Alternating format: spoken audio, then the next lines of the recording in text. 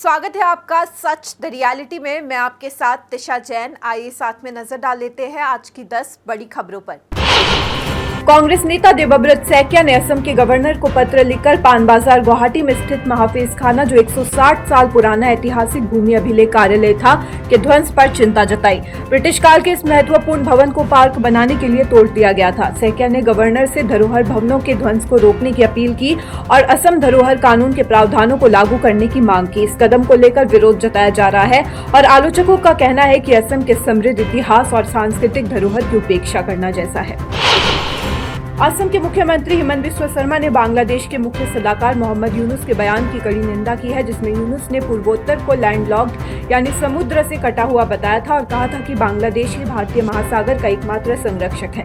शर्मा ने इसे आपत्तिजनक और निंदा करने योग्य बताया।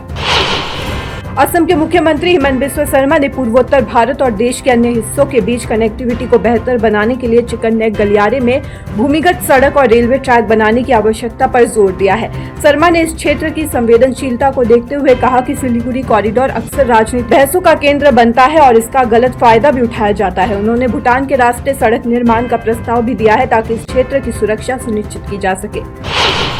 असम के मुख्यमंत्री हिमंत बिस्वा शर्मा ने 1 अप्रैल से राज्य के हर घर के लिए बिजली बिलों में 1 रुपए प्रति यूनिट की कमी का ऐलान किया है। इसके साथ ही साल के अंत में उपभोक्ताओं को रिबेट भी मिलेगा। ये कदम असम के परिवारों के लिए राहत का स्रोत बनेगा। मणिपुर के पूर्व मुख्यमंत्री एन बीरेन सिंह ने कांग्रेस पार्टी पर तीखा हमला किया है, आरोप लगाते हुए कहा कि 2012 में मणिपुर की इनर लाइन परमिट की मांग को कांग्रेस ने नकार दिया था। सिंह ने कांग्रेस पर मणिपुर की ऐतिहासिक और सांस्कृतिक पहचान के प्रति उदासीनता और सहानुभूति की कमी का आरोप लगाया। उन्होंने सवाल उठाया कि क्या राज्य में कांग्रेस के नेताओं ने कभी इस खारिज किए गए प्रस्ताव के बारे में लोगों को बताया था। वक्फ संशोधन बिल को लेकर अब तस्वीर साफ हो गई है। ये बिल 2 अप्रैल को दोपहर 12 बजे लोकसभा में पेश होगा, जैसा कि बिजनेस एडवाइजरी कमेटी की बैठक में बताया गया। विपक्ष ने इस बिल पर 12 घंटे चर्चा करने की मांग की, जबकि सरकार ने 8 घंटे का समय निर्धारित किया है। इस बीच भारतीय जनता पार्टी अपने सभी सांसदों के लिए 3 लाइन का व्हिप जारी करेगी, जिसमें सभी सांसदों को सदन में मौजूद रहना अनिवार्य होगा। झारखंड के साहिबगंज में मंगलवार तड़के एक भीषण एक्सीडेंट हुआ। यहां 2 मालगाड़ियां आपस में टकरा गई, जिससे दोनों लोको पायलट सहित 3 लोगों की मौत हो गई।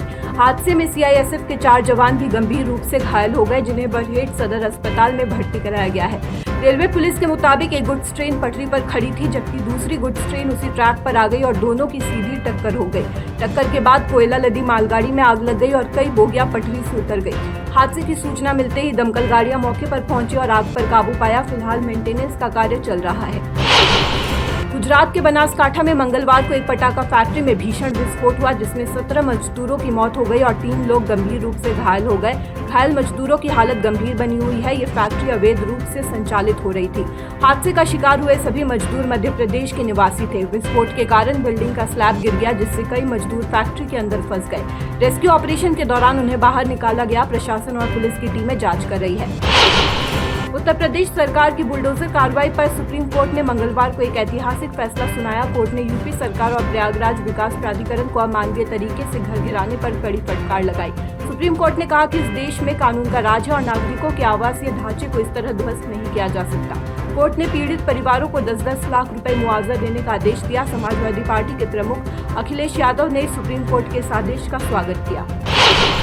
बैंकिंग सेक्टर में नौकरी का सपना देख रहे उम्मीदवारों के लिए बड़ी खबर। आईबीपीएस ने आज 1 अप्रैल 2025 को आईबीपीएस पीओ और आईबीपीएस एसओ भर्ती परीक्षा का फाइनल रिजल्ट जारी कर दिया है।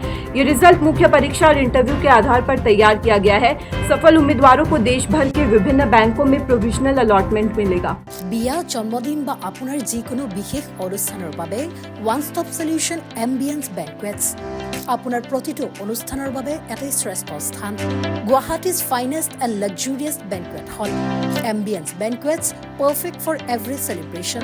For booking, contact 7099013417 or visit 5th floor above Reliance Centro, RG Burwa Road, Guwahati.